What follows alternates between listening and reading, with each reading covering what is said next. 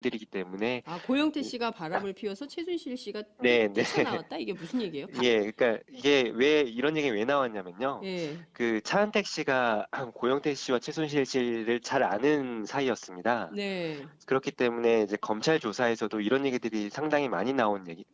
예, 같습니다. 예. 그래서 대통령 쪽에서는 차은택 씨가 검찰에서 진술한 내용을 다 끄집어내서 얘기한 겁니다. 아, 그러면서 최순실 씨와 고영태 씨가 내연 관계 아니었느냐. 예, 예. 그리고 그 최순실 씨, 그러니까 최순실 씨가 네. 고영태 씨 집에 가서 음, 집에 갔더니 고영태 씨와 함께 어떤 여자가 자고 있는 걸 봤다.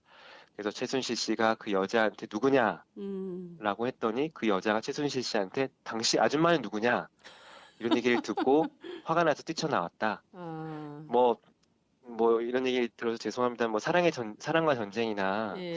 뭐 이런 데 나올 법한 얘기들인데요. 어쨌든 뭐 차은택 씨가 얘기를 했다 하더라도 네. 글쎄요. 신성한 대심판 정에서 이런 음. 얘기를 끄집어내는 것 자체가 좀 이해가 안 되는데 더 이거를 좀 왜, 이 얘기가 왜 필요한 네. 거예요? 대통령 탄핵 심판에?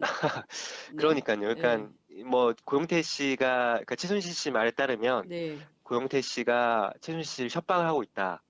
모함을 하고 음. 있다. 뭐 네. 이런 얘기들을 계속 주장을 하고 있는데요. 네. 뭐 이런 측면에서 뭐 이런 것들을 좀 몰고 가기 위해서 뭐 둘이 내연 관계였고 치정 관계였고 이런 상황에서 고영태 씨가 모함을 했다. 그래서 최순실 음. 씨가 억울하다.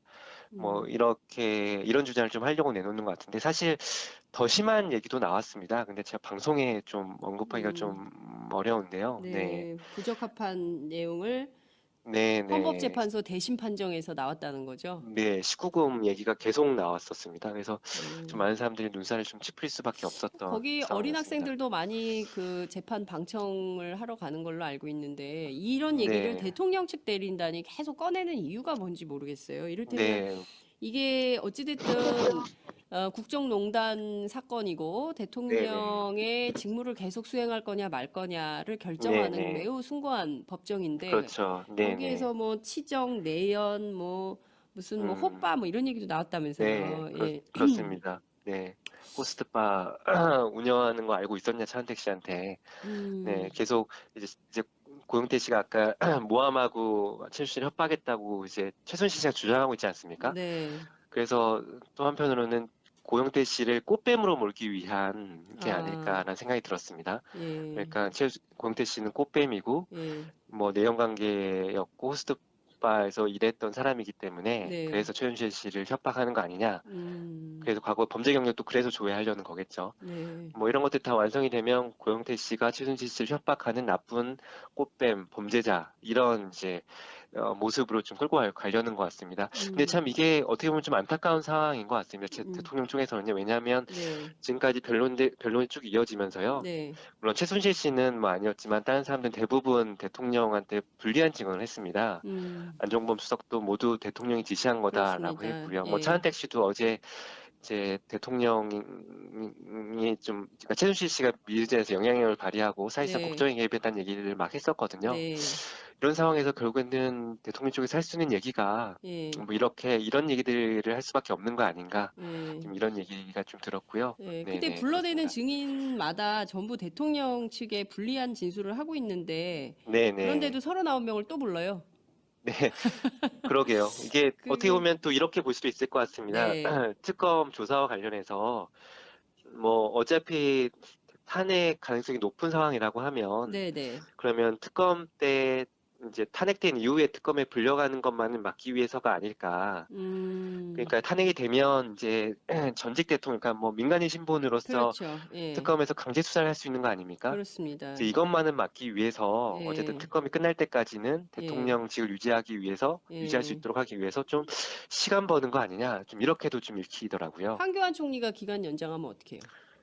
그러게요. 뭐 대통령과 황교안 총리가 그래도 예, 좀 교감이 있지 않을까 싶기도 한데요. 예, 황교안 총리, 예, 물론 황교안 총리가 검찰에 있을 때 박영수 특별검사를 두 번이나 상사로 모셨거든요. 네, 그래서 뭐 글쎄요 어떤 결과 나올지 모르겠습니다. 그렇군요. 네. 네. 어찌됐든 중요한 거는 그 박영수 특검 입장에서는 연장은 없다고 생각해라라고 해서 이제 일을 하고 있다는 건데요. 뭐 2월밖에 탄핵 최선을 다해서. 예, 네네. 탄핵 이후에 민간인 신분으로 대통령이 강제 수사를 받게 되는 그 마지막을 네. 피하려고 가진 꾀를 내고 있다. 네네. 그렇지만 결국 불러대봐야 전부 대통령 측에 불리한 진술을 하고 있는 거다. 이게 네네. 뭐 그렇죠. 아이러니입니까? 코미디입니까? 네.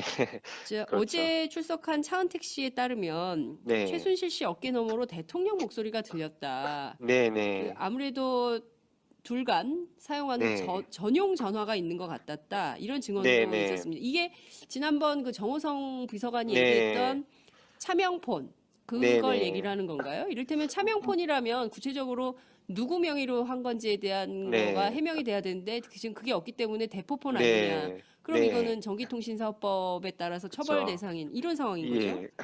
네, 뭐 차은택 씨가 뭐 그 최순실 씨가 사용하는 게 정확히 누구의 명의인지는 뭐 알 수는 없다고 했는데요. 아, 그래요. 어쨌든 뭐 차명폰인 것 같다라고 했습니다. 왜냐하면 차은택 씨 말에 따르면 최순실 씨와 일하는 모든 사람들이 다 그 자신 명의가 아닌 다른 사람의 명의를 폰을 사용하도록 했다고 하더라고요. 아, 최순실 그- 씨와 일을 하려면 일단 대포폰을 써야 네, 돼요. 네. 그래서 아, 차은택 씨도 이제 자기 명의 핸드폰을 쓰지 않고 자기 회사에 이제 막내 작가인가요? 그 음, 사람의 이제 명의의 그 폰을 사용했다고 하더라고요. 네.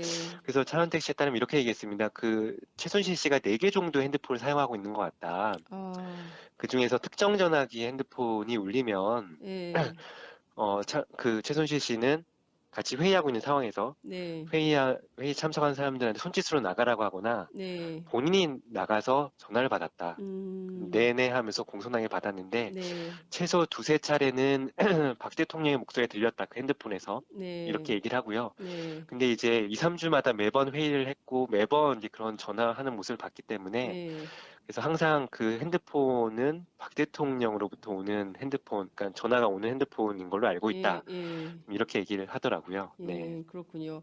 네. 그 여러 정황상의 단서가 나오는데 대통령이 직접 최순실 씨에게 전화를 해서 네.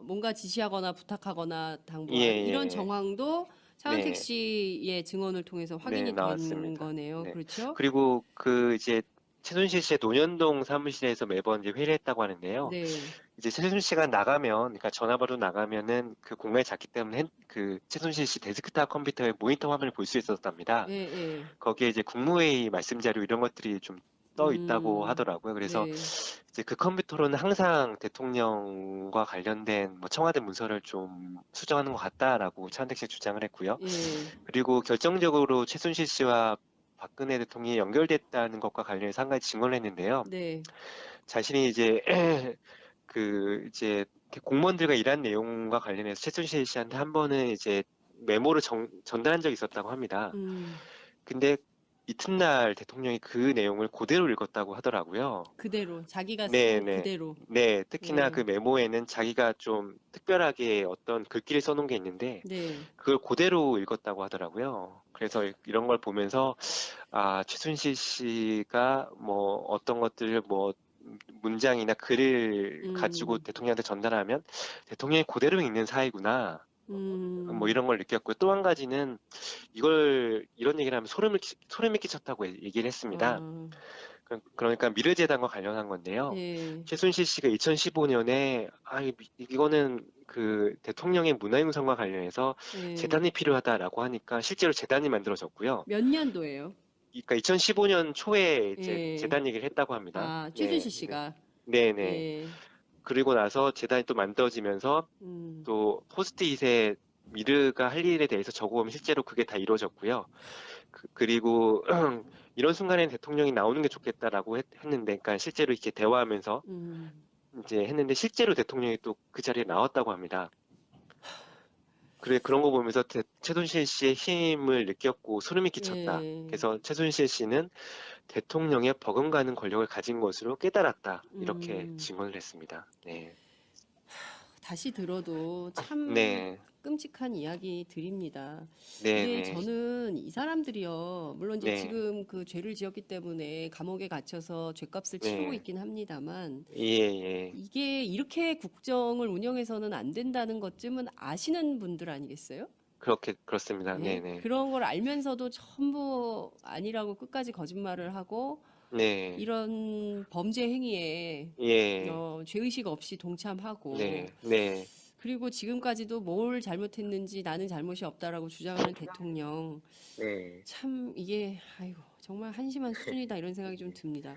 그, 그런데 최순실 네, 씨가 태능 네. 선수촌까지 없어 이게 무슨 얘기예요? 아, 뭐 이거는 차은택 씨가 얘기를 한 건데요. 네, 그러니까 김종 장관도 좀 살짝 얘기를 했고, 네, 그러니까 이게 뭐 구체적으로 뭐 어떻다 이런 건 아니고요. 네, 이제 최순실 씨가 태릉 선수촌을 뭐 없앨 수 있다. 없애면은 뭐 이제 이런 그 문화 사업을 좀 체육 사업을 어떻게 해야겠다. 뭐 이런 음, 것들이 증언으로 나온 겁니다. 그래서 네, 그거를 이제 그 차은택 씨가 좀 얘기를 한 상황입니다. 뭐 음, 구체적으로 뭐 어떻다는 얘기는 없고요. 네네. 그렇군요. 네. 이승철 전경련 부회장이 국회 네. 위증죄보다 청와대 요구가 더 무서웠다. 네네. 우선 네. 이 네. 주장은 네. 어떤 정치적 함의가 숨어 있다고 보십니까? 지금 이 양반이 지금 구속은 안 됐어요. 그죠? 네네. 예, 네. 그래서 그쵸. 어쨌든 자신의 어떤 그 안위를 위해서 네.